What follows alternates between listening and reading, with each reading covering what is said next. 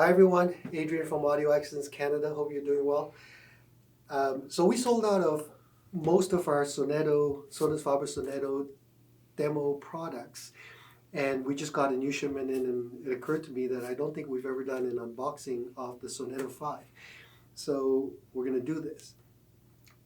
Just as a background, the Sonetto is the second from the bottom series. So the bottom is the Lumina, and then it goes to Sonetto. What I really like this particular speaker, the Sonetto V. It hits a sweet spot for me. Sonically, it's rambunctious, it's powerful, it's dynamic, it's got great bass. It's not quite as refined and doesn't go quite as low as the Sonetto 8, although the difference is not dramatic, but the Sonetto 8 is better. Having said that, the 5 is like an overachiever in so many ways. Anyway, we're going to open it up and show you what it looks like.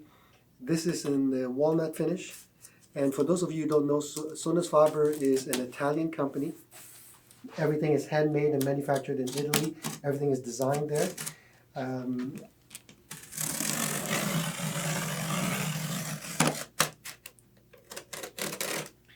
Okay. Let's put it down.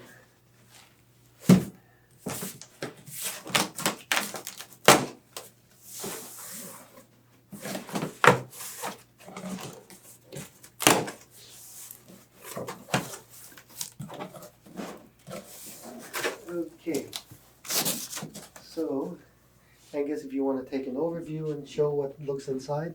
So it's double boxed, very good packaging so that it should survive shipping even if it's not on a pallet. I think I'm going to stand it up and then walk it out.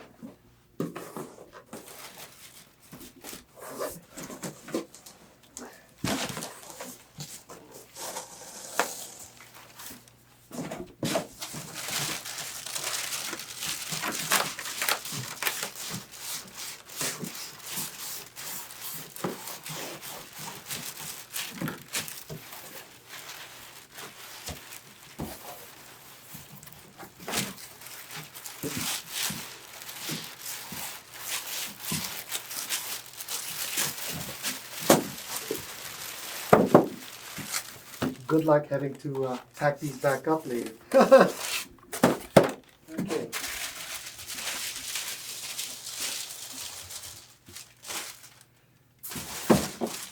It's a grill. Here's the manual. So it feels heavy, so I assume there's accessories inside.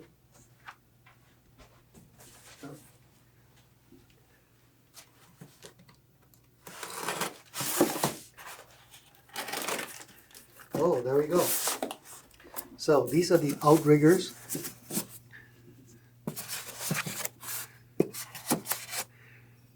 And these are to protect your floor. We're not going to use them since we're using carpet here. This is the Allen key to secure the bolts, the outriggers to the bottom of the cabinet. So we'll need those. Now when we're doing the attaching, I will make a little point, something very important because it's actually happened to us once or twice already. So watch out for that. Okay, I think that's all we need. I think we'll use this to cover. Yeah, that would be a good idea. Okay, so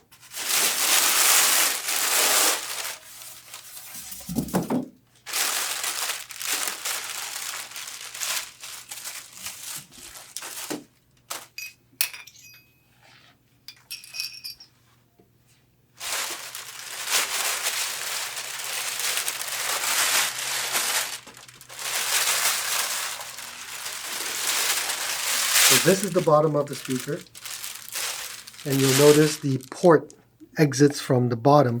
So this way you can put the speaker quite close to the wall behind it and it will still be fine, as opposed to a speaker with a port in the back, which if you were to put it close to the wall, the bass might sound a bit too heavy. I'm going to leave this on just for now. Let's attach these. Now, I mentioned earlier, it's happened to us a couple of times already, so watch out for this. Be very, very careful. If you're not careful, these bolts can fall into this big port.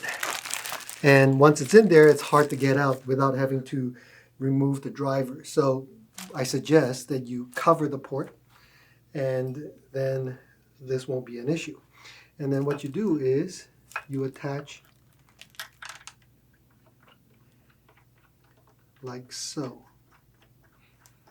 Now obviously you won't want to see me or watch me do this for every one of these, so Angus will fast forward this part of it. One eternity later.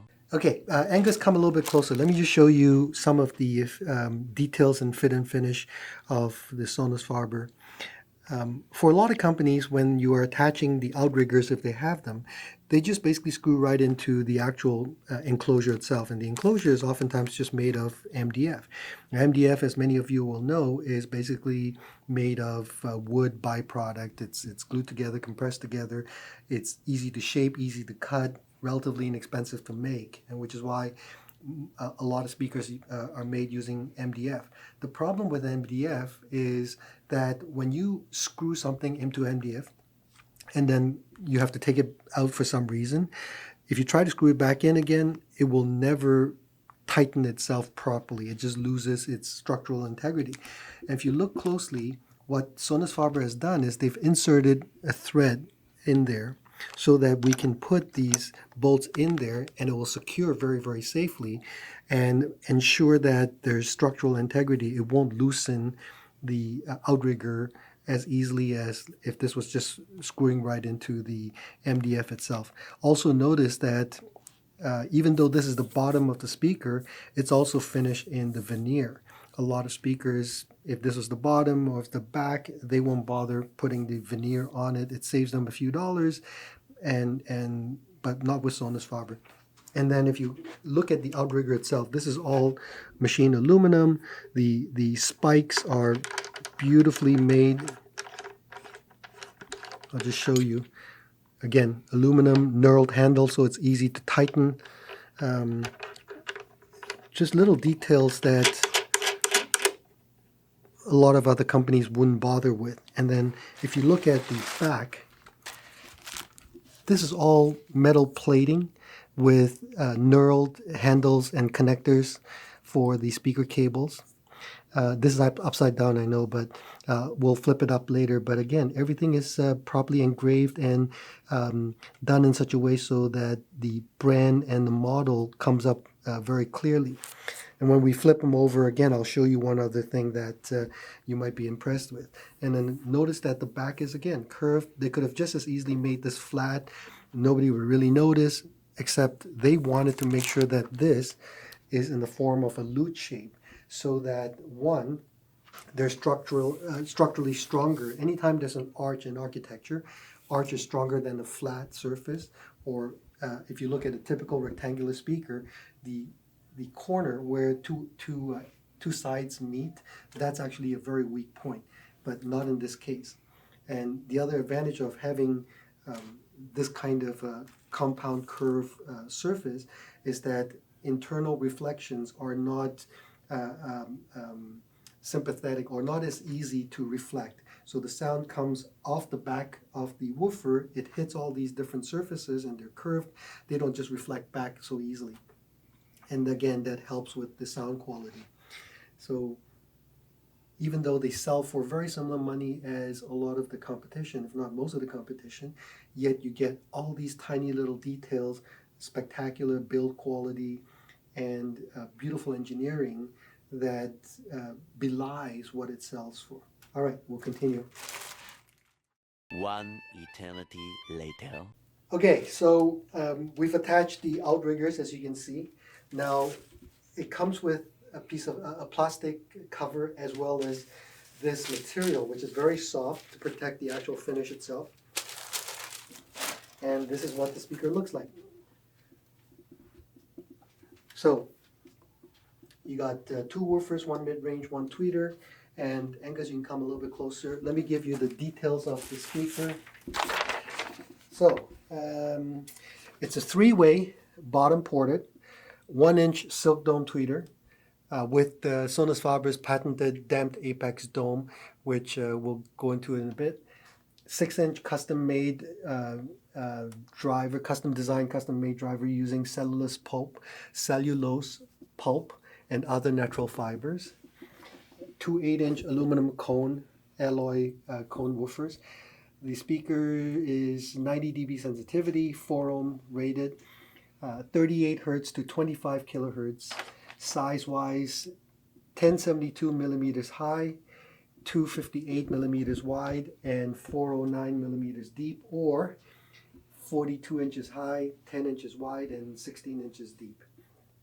I mentioned earlier that it's a lute shape, so you can see from the top here, no parallel sides to reduce internal reflections. It also increases structural rigidity, and the speaker weighs 22.6 kilograms, or almost 50 pounds.